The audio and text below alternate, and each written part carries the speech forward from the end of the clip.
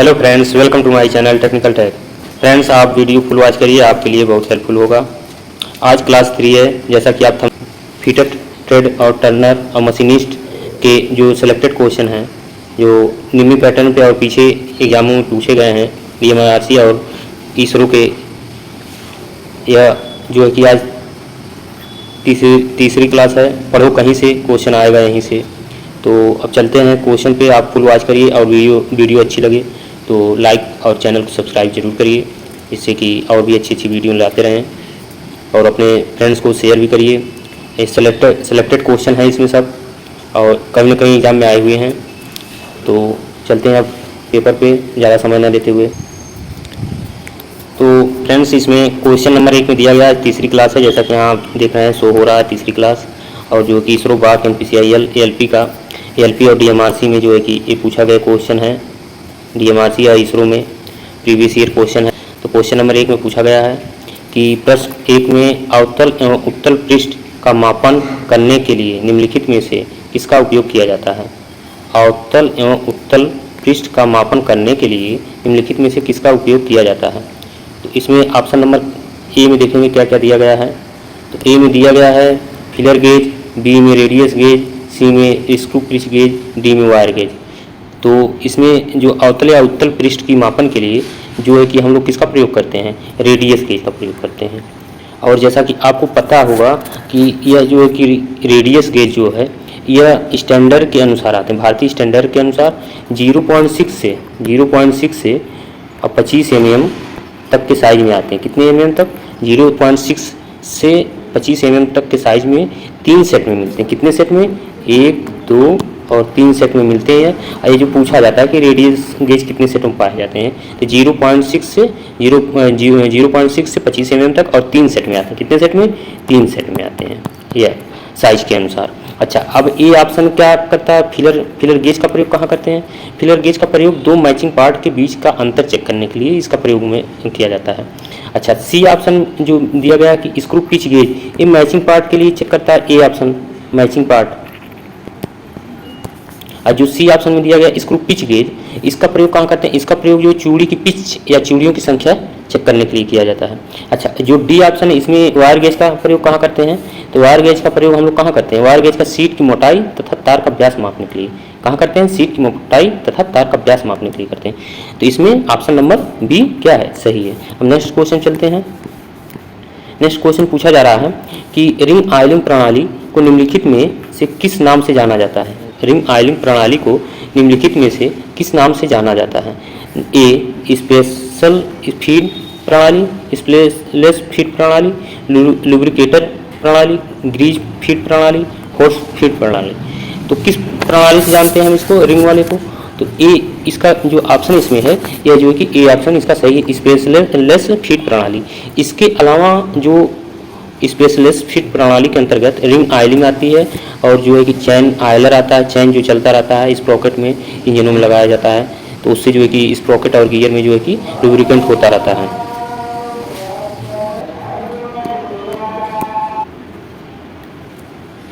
चैन Euler भी इसी के अंतर्गत आता है। वर्म गियर होता है, जो वर्म गियर यह जो है कि इसको भी लुब्रिकेंट जो है कि स्पेशलेस फीड प्रणाली के द्वारा ही दिया जाता है। और चैन ऑयलर के द्वारा को भी इसी प्रणाली के अंतर्गत दिया जाता है। किसको, स्पेशलेस फीड प्रणाली के अंतर्गत। और जो लुब्रिकेटर प्रणाली है, लुब्रिकेटर प्रणाली के अंतर्गत ही आते हैं ये सब। और जो ग्रीस प्रणाली कोई होती नहीं। और जो ग्रीज प्रणाली कोई नहीं होती है, होता ही नहीं ग्रीस प्रणाली। और जो फोर्स फीड प्रणाली है, इसमें इसके अंतर्गत कौन कौन से आते हैं, लुब्रिकेटर जो है कि आयल केन आते हैं, आयल केन। इसमें जो है कि बल लगा के फीड दिया जाता है, जिसमें बल का प्रयोग किया जाता है, उसे फोर्स फीड प्रणाली कहते हैं। इसके अंतर्गत oil can, oil gun, oil grease gun, ये सब जो है कि ग्रीस गन, आयल केन, ये तीनों जो है कि आते हैं किसके अंतर्गत, फोर्स फीड प्रणाली के अंतर्गत आते हैं। और जो स्पेशलेस फीड प्रणाली, इसके अंतर्गत रिंग ऑयलिंग प्रणाली, वर्म गियर प्रणाली और जो चैन ऑयलर, ये सब किसके अंतर्गत आते हैं, स्पेशलेस फीड प्रणाली के अंतर्गत आते हैं। इसका ऑप्शन नंबर कौन सा सही है, ए ऑप्शन सही है। और नेक्स्ट क्वेश्चन चलते हैं। नेक्स्ट क्वेश्चन पूछा जा रहा है, यह जो है कि निम्नलिखित में से कौन सी बियरिंग ऊर्ध्वाधर थ्रस्ट लोड ले सकती है? ये देखिए डीएमआरसी में पूछा गया है, डीएमआरसी में 15/2/2017 पूछा गया है कि कौन सी बियरिंग निम्नलिखित में से कौन सी बियरिंग ऊर्ध्वाधर थ्रस्ट लोड ले सकती है? Needle bearing, roller bearing, thrust ball bearing, ball bearing. इसमें कौन सी बेयरिंग ले सकती है? इसका ऑप्शन नंबर सी सही है। कौन सा सही है? थ्रस्ट बॉल बेयरिंग, ये ऑप्शन सी सही है। अच्छा, एक क्यों सही है? यह जो कम स्पीड पर कम भार उपयोगों में थ्रस्ट लोड को हैंडल करने के लिए किया जाता है और ऊर्ध्वाधर जो कि ऊर्ध्वाधर थ्रस्ट लोड ले सकती है बेयरिंग। अच्छा, अब नीडल बेयरिंग के बारे में देखेंगे। नीडल बेयरिंग में क्या है? नीडल बेयरिंग इसका प्रयोग उच्च गति और अधिक शुद्धता वाली जगहों पर किया जाता है, जैसे हवाई जहाज में नीडल बेयरिंग का प्रयोग, और जो जहाँ तंग स्थानें होती हैं वहाँ पर भी प्रयोग किया जाता है, जल्दी वहाँ पर खोला ना जा सके तो वहाँ पर भी नीडल बेयरिंग का प्रयोग किया। अच्छा, जो रोलर बेयरिंग है, रोलर बेयरिंग इसका प्रयोग इसमें जो है कि बाल के स्थान पर रोलर प्रयोग करते हैं, इसमें बाल के स्थान पर रोलर प्रयोग करते हैं। इसमें लाइन कंटैक्ट होता है, जो रोलर ऐसे चलता है इसमें जो है कि ये लाइन कंटैक्ट होता है, ऐसे यहाँ पर ये लाइन कंटैक्ट होता है पूरा, यहाँ से यहाँ तक इसका जो है कि रोलर का मतलब घर्षण होता है, उसमें कनेक्ट होता है जो उसमें सरफेस होते हैं। और इसमें यह रेडियल जनरल लोड को उठाने तथा अधिक त्रिज्या भार को उठाने के लिए प्रयोग किया जाता है। किसका? रोलर बेयरिंग का। कहाँ पर? रेडियल जनरल लोड को उठाने तथा अधिक त्रिज्यीय भार को उठाने के लिए। अच्छा, बॉल बेयरिंग का प्रयोग कहाँ करते हैं? यह जनरल लोड के लिए इसका प्रयोग करते हैं। इसमें पॉइंट कनेक्ट होता है, जैसे ऐसे बाल होता है तो इसमें जो यहाँ पर कनेक्ट होता है यहाँ से, तो ये जो पॉइंट कंटैक्ट होता है, ठीक, कंटैक्ट होता है यह पॉइंट। और यहाँ पर कौन सा होता है रोलर में? इसमें जो है कि लाइन कंटैक्ट होता है, ठीक। तो ये इसमें ऑप्शन नंबर कौन सा सही है? थ्रस्ट बॉल बेयरिंग, ये ऊर्ध्वाधर थ्रस्ट लोड ले सकता है, ठीक। और ये जो कि इस ये जो थ्रस्ट बॉल बेयरिंग, ये दो प्रकार की आती हैं, एक जो ऊर्ध्वाधर थ्रस्ट लोड ले सकती हैं, एक जो है कि हॉरिजॉन्टल के लिए भी आती है, ये दो प्रकार की होती हैं। तो इसमें जो है कि ऑप्शन नंबर सी सही है। तो अब नेक्स्ट क्वेश्चन चलते हैं। नेक्स्ट क्वेश्चन पूछा जा रहा है क्वेश्चन नंबर 4 में कि किस पावर ट्रांसमिशन में स्लीपेज होते हैं? किस पावर ट्रांसमिशन में स्लीपेज होते हैं? तो चैन में तो होते नहीं, स्प्रोकेट में तो होते नहीं, बेल्ट में ही होते हैं, बेल्ट में स्लीपेज होते हैं। डी गियर में, जो डी ऑप्शन में गियर है, इसमें नहीं होते हैं स्लीपेज। तो किस पावर ट्रांसमिशन में स्लीपेज होता है? बेल्ट ड्राइव में। बेल्ट ड्राइव में क्या होता है? स्लीपेज होता है। ऑप्शन नंबर सी इसका सही। ये देखिए एनआरएससी में पूछा गया है, कहाँ पर? एनआरएससी में पूछा गया है। अब नेक्स्ट क्वेश्चन चलते हैं। ये जो क्वेश्चन नंबर 5 है, पूछा जा रहा है क्वेश्चन नंबर 5 में कि शाफ्टों के बीच दूरी बहुत कम होने पर किस प्रकार बेल्ट का उपयोग किया जाता है? 5 नंबर में पूछा जा रहा है शाफ्टों के बीच दूरी बहुत कम होने पर किस प्रकार की बेल्ट का उपयोग किया जाता है? डीएमआरसी में पूछा गया यह क्वेश्चन है। यह जो किस में प्रयोग किया जाता है? कौन सा प्रयोग किया जाता है? लिंक बेल्ट का, कि रिब्ड बेल्ट का, कि चपटी बेल्ट का, कि वी बेल्ट का। जहाँ पावर ट्रांसमिशन करते हैं दो शाफ्टों के बीच में दूरी कम हो, वहाँ के लिए कौन सा बेल्ट ड्राइव प्रयोग करते हैं? वहाँ के लिए बी बेल्ट ड्राइव प्रयोग करते हैं। कौन सा? We belt drive. यह जो है कि कैसा इसका आकार होता है? वी आकार का होता है, वी आकार का होता है। इसका जो है कि क्रॉस सेक्शन जो होता है वी आकार में होता है, ठीक। और जो है कि यह A B C D E इतने की क्रमांक में जो है कि A B C D E के साइज में आते हैं। और इसका जो साइज जो है बेल्ट का, वी बेल्ट का साइज जो है हम लोग कैसे लेते हैं? भीतरी लंबाई से लेते हैं। इसका साइज बेल्ट की भीतरी परिध की लंबाई से मापी जाती है। और इसका जो कोण होता है यहाँ पर, यह जो कितने डिग्री पर होता है? 40 डिग्री पे। ये भी पूछा जाता है एग्जाम में, 40 डिग्री पे होता है वी बेल्ट का। तो जहाँ कम दूरी, जो शाफ्टों के बीच में कम दूरी हो, वहाँ पर किसका प्रयोग किया जाता है? वी बेल्ट ड्राइव का प्रयोग किया जाता है। ऑप्शन नंबर डी सही है। अब नेक्स्ट क्वेश्चन चलते हैं। नेक्स्ट क्वेश्चन पूछा जा रहा है क्वेश्चन नंबर 6 में कि कंपाउंड रेस्ट को निम्नलिखित में से किस पर फिट किया जाता है? कंपाउंड रेस्ट को निम्नलिखित में से किस पर फिट किया जाता है? टेल स्टॉक पर, हेड स्टॉक पर, टूल पोस्ट पर, क्रॉस स्लाइड पे, किस पर फिट किया जाता है? तो इसमें जो है कि कंपाउंड रेस्ट को निम्नलिखित में से किस पर फिट किया जाता है? तो ये क्रॉस स्लाइड पर फिट किया जाता है। किस पर? क्रॉस स्लाइड पर फिट किया जाता है। और कंपाउंड रेस्ट के ऊपर कौन सा भाग लगाया जाता है? तो यह जो कि क्रॉस स्लाइड के ऊपर जो है कंपाउंड रेस्ट के ऊपर क्या लगाया जाता है? क्रॉस स्लाइड के ऊपर कंपाउंड रेस्ट के ऊपर टूल पोस्ट होता है। क्या होता है? टूल पोस्ट, जिसमें टूल को हम लोग क्लैंप करते हैं। और उसके राइट तरफ क्या होता है? टेल स्टॉक होता है। लेफ्ट तरफ क्या होता है? हेड स्टॉक होता है। क्या होता है? लेफ्ट तरफ हेड स्टॉक होता है, राइट तरफ टूल पोस्ट के क्या होता है? राइट तरफ आपका टेल स्टॉक होता है। और टूल पोस्ट के नीचे क्या होता है? कंपाउंड रेस्ट के नीचे क्या होता है? क्रॉस स्लाइड के नीचे क्या होता है? सैडल के नीचे क्या होता है? सैडल के नीचे जो है कि सैडल के नीचे क्या होता है, सैडल के नीचे वो लगा होता है, कैरिज से अटैच होता है, कैरिज से अटैच होता है सैडल, एच आकार का होता है। और जो उसके ऊपर क्रॉस लाइट के ऊपर क्या होता है, कंपाउंड रेस्ट, कंपाउंड रेस्ट के ऊपर टूल पोस्ट। तो इसमें ऑप्शन नंबर डी सही है। और कंपाउंड रेस्ट का जो मूवमेंट होता है ये क्षैतिज अवस्था में 360 डिग्री पर मूवमेंट करता है। ये पूछा गया इस रो में है, 360 डिग्री पर ये मूवमेंट करता है, घुमाया जा सकता है। तो ये जो है कि ऑप्शन नंबर डी सही है। नेक्स्ट क्वेश्चन चलते हैं। क्वेश्चन नंबर 7 में पूछा जा रहा है कि किस प्रकार की लॉकिंग में नट के चारों ओर आधे हिस्से तक एक स्लॉट खांचा काटा जाता है। तो इसमें जो है कि ऑप्शन ए में दिया गया स्वान नट, बी में दिया गया कैसल नट, सी में दिया गया लॉक नट, डी में दिया गया ग्रुप नट। तो ग्रुप नट कैसा होता है, ये नट जो है ऐसे होता है ग्रुप नट, ठीक, इसके यहाँ साइड में यहाँ से यहाँ तक ग्रुप होता है, ठीक, नीचे ये इसमें जो है कि एक नट यहाँ साइड से क्या होता है, यहाँ साइड से लगाया जाता है, उसे ग्रुप नट कहते हैं। और जो लॉक नट होता है वह जो है कि एक ऐसे हेक्सागोनल नट होता है, इसके ऊपर जो है कि एक छोटा सा लॉक नट लगाया जाता है। तो ये जो है कि एक दूसरे के ऊपर घर्षण के तहत दोनों टाइट करते हैं, विपरीत टाइट करते हैं, जिससे ये टाइट होता है, ये लॉक नट हो। और कैसल नट कैसा होता है, कैसल नट कैसा होता है, तो कैसल नट जो है कि यह हेक्सागोनल होता है और इसमें जो है कि क्या होता है, कैसल नट में कॉलर कटा होता है, कैसा कॉलर कटा होता है, ऐसे इसमें जो कॉलर ऐसे बना होता है, ऐसे कॉलर बना होता है, ऐसे कॉलर बना होता है, ठीक। यहाँ पर ये ऐसे होता है, उसके बाद ये राउंड में होता है, ऊपर इसमें ग्रुप कटे होते हैं ऐसे, तो उसमें क्या लगाया जाता है, उसमें स्प्लिट पिन लगाया जाता है, ठीक। तो ये जो है कि कैसल नट। और जो स्वान नट होता है, स्वान नट या बिल्स नट कहते हैं। तो इसमें जो ऑप्शन दिया गया ए ऑप्शन सही दिया गया, लेकिन दूर तक स्लॉट कटा होता है, उसमें जो है कि स्लॉटेड नट होता है। जो स्वान नट या बिल्स नट होता है उसमें जो होता है, वो स्वान या बिल्स नट में वो ऐसे होता है, ऊपर से जो है कि यहाँ पर स्वान या बिल्स में यहाँ साइड से यहाँ पर एक चीरा कटा होता है, ग्रुप कटा होता है, उसमें नट के अंदर ही एक तरफ हिस्से में आधे दूर तक इसमें जो है कि स्क्रू डाल के हम लोग टाइट कर देते हैं, उसे स्वान या बिल्स नट कहते हैं। नेक्स्ट क्वेश्चन पूछा जा रहा है कि इस्पात निम्नलिखित में से किसकी मिश्र धातु है, इस्पात निम्नलिखित में से किसकी मिश्र धातु है, कार्बन और टिन की, लोहा और कार्बन की, लोहा और मैग्नीज की, ढलवा लोहा की या पिग आयरन की। ये किसका मिश्र धातु है, लोहा और कार्बन। इस्पात किसके बने होते हैं, लोहा और कार्बन के बने होते हैं, ठीक। अब नेक्स्ट क्वेश्चन चलते हैं।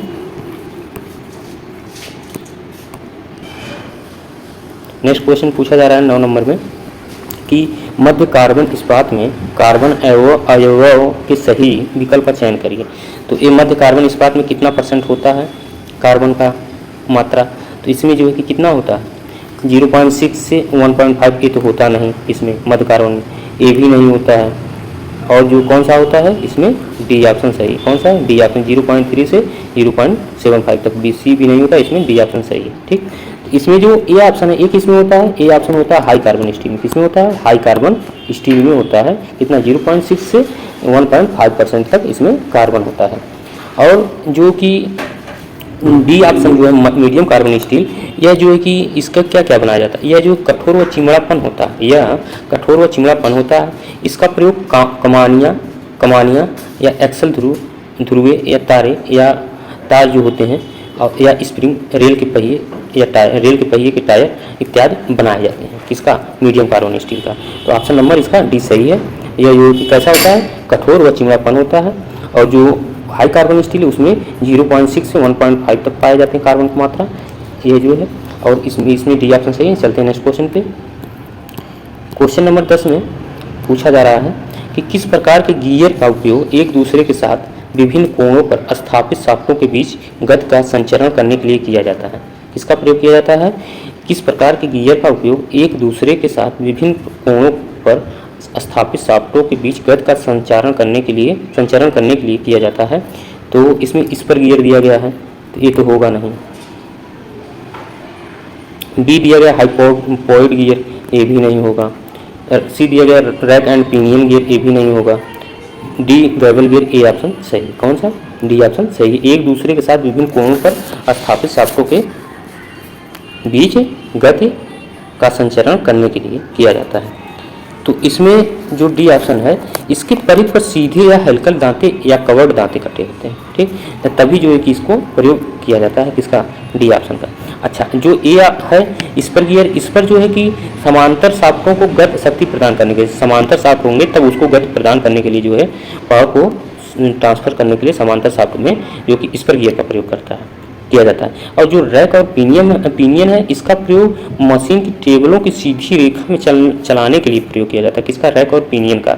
जैसे आपका लेफ्ट के मशीन में कैरिज है और डायल टेस्ट इंडिकेटर में रैक और पिनियन लगा होता है, तो इसी तरीके से जो है कि इसका प्रयोग मिलिंग मशीनों में भी लगाया जाता है। तो ये जो है कि रैक और पिनियन का जो मशीनों में प्रयोग किया जाता है, रेखी गति के लिए किया जाता है।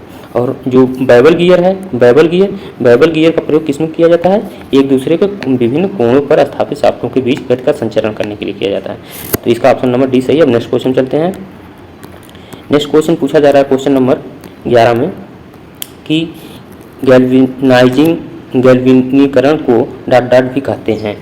तो गैल्वेनाइजिंगकरण जो होते हैं, यह जो कि किसे कहते हैं, तो यह जो है कि धातु को जंग या जलवायु के प्रभाव से बचाने के लिए उन पर कलरिंग या प्लेटिंग या गैल्वेनाइजिंग अस्थायी उपचार किया जाता है, उसे क्या कहते हैं, गैल्वेनाइजिंग। गैल्वेनाइजिंग किसके द्वारा किया जाता है, जैसे कलरिंग किया जाता है। कलरिंग कैसे किया जाता है, कलरिंग जो है कि कलर के द्वारा किया जाता है, उसे अर्धअस्थायी, मतलब माइल्ड स्टील के उसको जो है कि वातावरण से बचाने के लिए कलरिंग कर देते हैं पेंट लगा के, और जो कलर कर देते हैं। और जो प्लेटिंग जो होती है, प्लेटिंग जो होती है धातुओं चढ़ा कर की जाती है, तो वो वातावरण से बचाने के लिए उसे प्लेटिंग किया जाता है।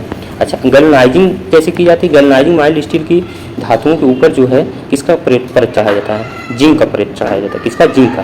तो गैल्वेनाइजिंग किसे कहते हैं, जिंक के परत चढ़ाए जाते हैं, तो उसे गैल्वेनाइजिंग कहते हैं। तो इसमें बी ऑप्शन क्या है, सही है। कौन सा ऑप्शन सही, बी ऑप्शन, जिंक का लेपन किया जाता है गैल्वेनीकरण, ठीक। तो अब नेक्स्ट क्वेश्चन चलते हैं। नेक्स्ट क्वेश्चन पूछा जा रहा है क्वेश्चन नंबर 12 में। क्वेश्चन नंबर 12 में पूछा जा रहा है पिच वृत्त के बाहर आने वाला गियर का पॉइंट या भाग को क्या कहते हैं। जब पिच जो सर्कल होता है, ऐसे गियर कटे होते हैं, तो इसमें जो होता है कि एक पिच सर्किल होता है जो कॉमन होता है, ऐसे ऐसे डॉटेड करके। तो इसके ऊपर जितनी दूरी आती है वो अडेंडम होता है। कौन सा होता है, अडेंडम। और जो इसके नीचे दूरी आती है यहाँ से, जो इसके नीचे दूरी आती है यहाँ से, जैसे कि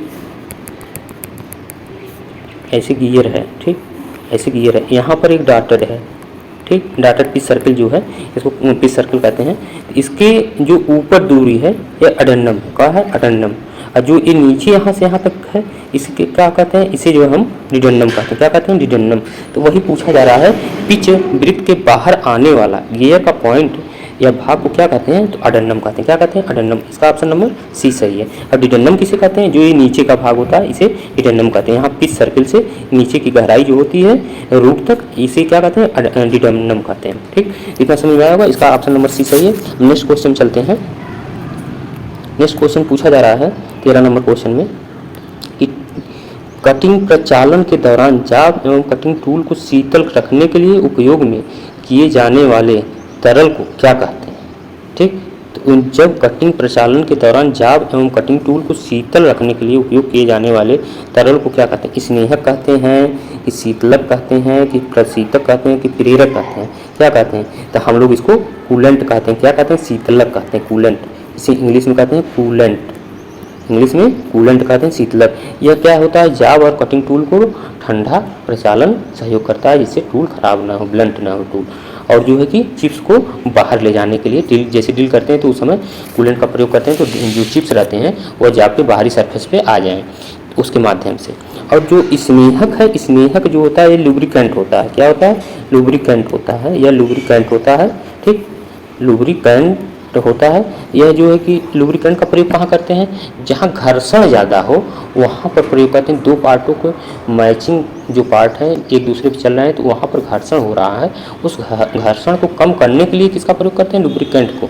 लुब्रिकेंट को हिंदी में क्या कहते हैं, स्नेहक कहते हैं। तो उस जगह पर किसका प्रयोग करते हैं, स्नेहक का। और जो कूलेंट है, इसका प्रयोग जब टूल और जाब के बीच में घर्षण जो हो रहा है उसको कम करने के लिए, जो कि शीतलक करने के लिए, शीतल करने के लिए किसका प्रयोग, शीतलक का प्रयोग करते हैं, कूलेंट का प्रयोग करते हैं, ठीक।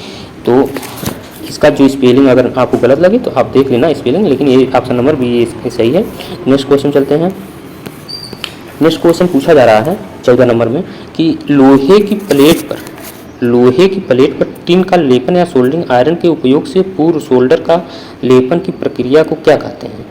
लोहे की प्लेट पर टिन का लेपन या सोल्डरिंग आयरन के उपयोग से पूर्व सोल्डर का लेपन की प्रक्रिया को क्या कहते हैं? तो क्या कहते हैं आप इसमें? सी ऑप्शन जो दिया गया है, टीनिंग इसका सही है। कौन सा सही है? सी ऑप्शन सही है। अभी तो गैल्वेनिकरण पढ़ाए हैं, आपको बताए हैं कि जिंक का लेपन किया जाता है धातुओं के ऊपर बने हुए पार्टों के ऊपर, जिसे वातावरण और उसे सुरक्षा प्रदान कर सके। पेंटिंग तो होगा नहीं, सोल्डरिंग पहले पेंटिंग करेंगे तो होगा नहीं, ठीक, सोल्डरिंग होगी ही नहीं। इसमें क्या किया जाता है? टीनिंग किया जाता है। क्या किया जाता है? टीनिंग। तो इसका कौन सा ऑप्शन सही है? सी ऑप्शन सही है। कौन सा? सी। अच्छा, सोल्डरिंग कितने डिग्री पर की जाती है? सोल्डरिंग जो है कि सामान्यतः 205 की जाती है, 205 डिग्री सेल्सियस। लेकिन किसी किसी बुकों में दिया गया, एग्जामों में भी पूछा जाता है कि 450 से कम या 400 से कम। तो वहाँ अगर 450 से कम कहा जा रहा है तब आप उस ऑप्शन को मार सकते हैं, ठीक, वो सही है। लेकिन अगर वहाँ पर कहा जाएगा कि 205 पे किया जा रहा है सोल्डरिंग किसी ऑप्शन में, तो 205 ही होता है इसका सोल्डरिंग का टेम्परेचर। और इसमें जो सोल्डर प्रयोग किए जाते हैं वो लेड और टिन होता है। कौन सा होता है? लेड और क्या होता है? टिन होता है। कौन सा? टिन होता है। टिन होता है। ये दोनों का मिश्रण होता है सोल्डर, जो दोनों को कंबाइन करके इन दोनों का मेल्टिंग पॉइंट 205 होता है। और इसमें सॉफ्ट सोल्डर होते हैं, हार्ड सोल्डर होते हैं, दोनों का अलग अलग टेम्परेचर। जैसा हार्ड कठोर होगा तो 450 डिग्री टेम्परेचर तक होगा। तो विभिन्न धातुओं के अनुसार जो है कि उसका जो टेम्परेचर रखा जाता है। तो जो कि कितना 205 से वैसे तो इलेक्ट्रिक आते हैं, तो उसमें जो 96 होता है, उसमें 96 डिग्री होता है, 96 से 120 होता है इलेक्ट्रिक वाले में, जो इलेक्ट्रिक वाला होता है। और जो वहाँ सामान्यतः 205 से किया जाता है। और जो है कि 400 से 450 तक भी पूछे जाते हैं क्वेश्चनों में। ये जो है कि 450 से कम पे किए जाते हैं सोल्डरिंग, तो वहाँ पर 450 ऑप्शन सही है। और किसी किसी ऑप्शन में 96 या 98 दिया जाता है, तो वो भी ऑप्शन सही है। क्वेश्चन के ऑप्शन के ऊपर डिपेंड करता है क्या पूछा जा रहा है। सॉफ्ट सोल्डर है कि हार्ड सोल्डर है, तो उसके अकॉर्डिंग पूछा जा रहा है। तो यहाँ पर ऑप्शन नंबर टीनिंग क्या है? सही है, टीनिंग। सोल्डरिंग के पहले क्या किया जाता है? किसका? टिन का लेपन को क्या कहते हैं? उसे क्या कहते हैं? उस प्रक्रिया को टीनिंग कहते हैं, ठीक। ये देखिए एनआरएससी में पूछा गया, एनआरएससी में 2017 में पूछा गया, इसरो के एनआरएससी में। अब नेक्स्ट क्वेश्चन चलते हैं। क्वेश्चन नंबर 15 में पूछा जा रहा है। क्वेश्चन नंबर 15 में पूछा है निम्न में से कौन सी केस हार्डनिंग प्रक्रिया है? कौन सी केस हार्डनिंग प्रक्रिया? ए नाइट्राइडिंग, बी नॉर्मलाइजिंग, सी टेम्परिंग, डी एनिलिंग। तो इसमें जो ए ऑप्शन है नाइट्राइडिंग, इसमें जो है कि ये सही है। कौन सा? ए ऑप्शन केस हार्डनिंग के अंतर्गत आता है, ए ऑप्शन सही। इसमें इस विधि में अमोनिया गैस फर्नेस में भरकर 510 डिग्री सेल्सियस से 640 डिग्री सेल्सियस तक गर्म किया जाता है। कितना? 510 से 640 डिग्री सेल्सियस तक गर्म किया जाता है। और जो बी ऑप्शन है नॉर्मलाइजिंग, बी ऑप्शन में दिया गया नॉर्मलाइजिंग, यह जो है कि हीट ट्रीटमेंट की विधि है, न कि केस हार्डनिंग की विधि है।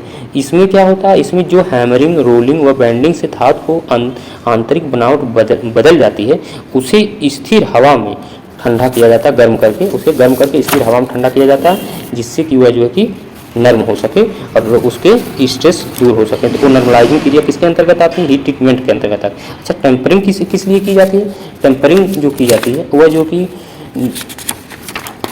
टेम्परिंग जो की जाती है वह हार्डनिंग के बाद इस प्रक्रिया की जाती है। किसकी? टेम्परिंग को, जिससे हार्डनेस को कम किया जा सके, भंगुरता को कुछ कम किया जा सके। अच्छा, डी ऑप्शन जो है अनिलिंग, अनिलिंग किस लिए की जाती है? कठोर स्टील की बनी पुर्जे की मशीनिंग करने योग्य बनाने के लिए नरम करने की विधि को एनिलिंग कहते हैं। एनिलिंग कहाँ की जाती है?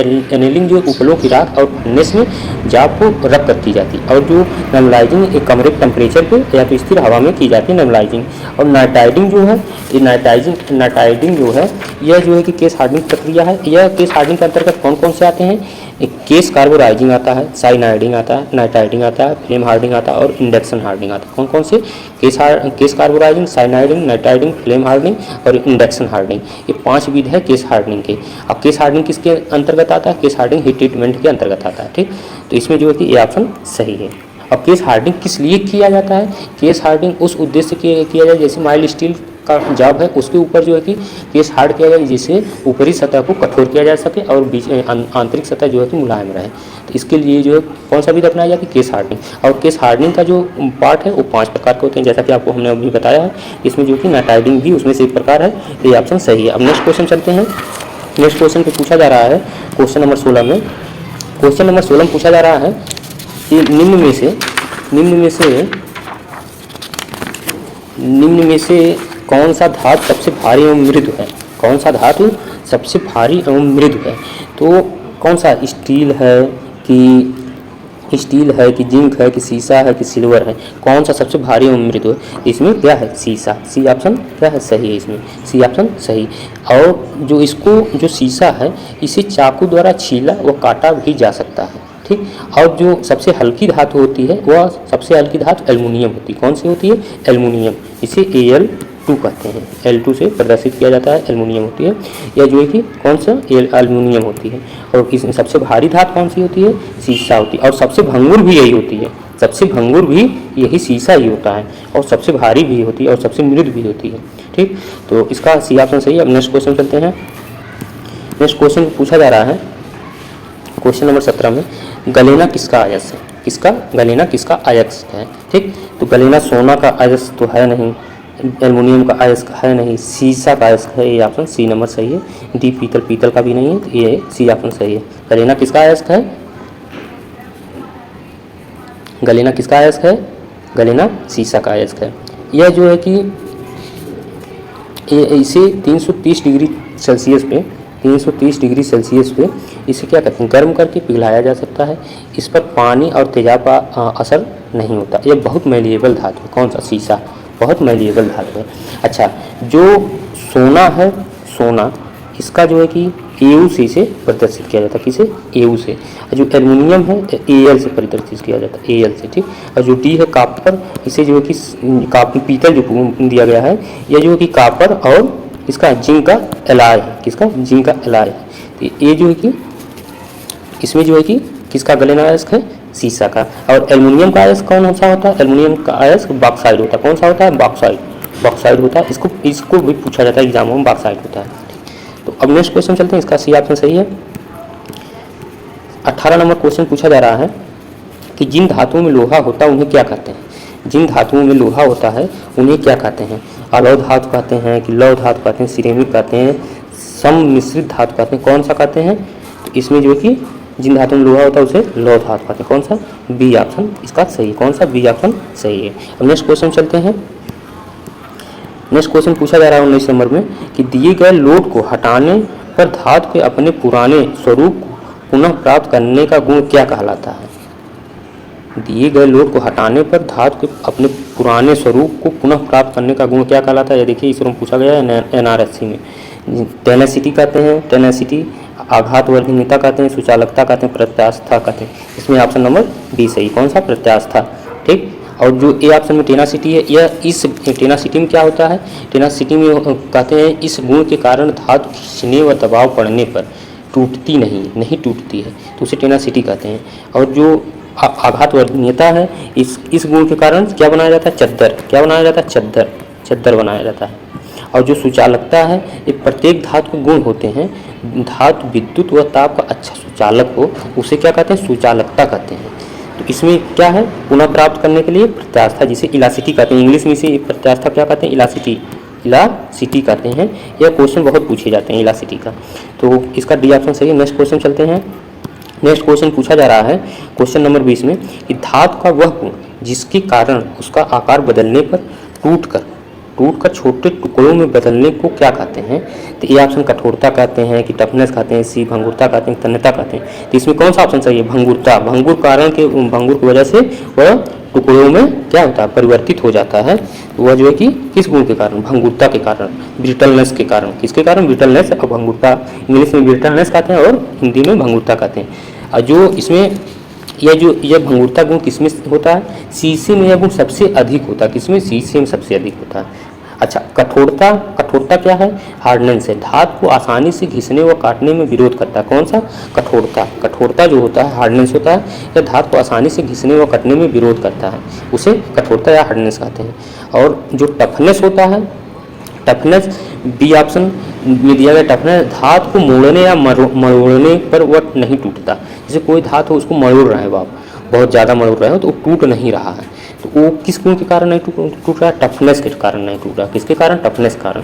अच्छा, डी ऑप्शन में दिया गया तन्यता। इस गुण के कारण जो है क्या बनाए जाते हैं? पतली तारें बनाई जाती हैं। किसके कारण? तन्यता के कारण। तो इसमें ऑप्शन नंबर क्या सही है? सी ऑप्शन सही। यह क्वेश्चन जो इस में पूछा गया है NRSC में, तो इसमें जो है कि आज 20 क्वेश्चन थे, इतना आपको समझ में आया होगा। इसका आंसर की जो है कि नीचे लगाई गई है और जो है कि यहाँ पर सब कुछ मेंशन किया गया है। अगर आपको ये PDF प्राप्त करना है तो टेलीग्राम लिंक दिया गया है वीडियो के नीचे डिस्क्रिप्शन लिंक में, वहाँ से आप प्राप्त कर सकते हैं, या तो जो है कि आप व्हाट्सएप ग्रुप भी लिंक दिया गया है इसमें, वहाँ से व्हाट्सएप ग्रुप में ऐड होकर के आप प्राप्त कर सकते हैं। जैसा कि यहाँ पर जो भी ये क्वेश्चन है सब आपको मिल जाएंगे, कहाँ से, उस ग्रुप में ज्वाइन करने को। अगर वीडियो अच्छी लगे तो आप जो है कि अपने फ्रेंड को सब्सक्राइब और शेयर के लिए ज़रूर शेयर करिए, फ्रेंड को शेयर करिए और अपने सब्सक्राइब और लाइक करिए, और एक प्यारा सा कमेंट जरूर करिए कि हाँ ये वीडियो अच्छी बनी है। अगर जो भी डाउट हो वो आप कमेंट के थ्रू पूछ सकते हैं, या जो ग्रुप में ज्वाइन होकर के वहाँ पर भी डाउट आप स्क्रीनशॉट भेज कर पूछ सकते हैं। ठीक, तो आई होप ये दोस्तों आपको वीडियो अच्छी लगी होगी। धन्यवाद।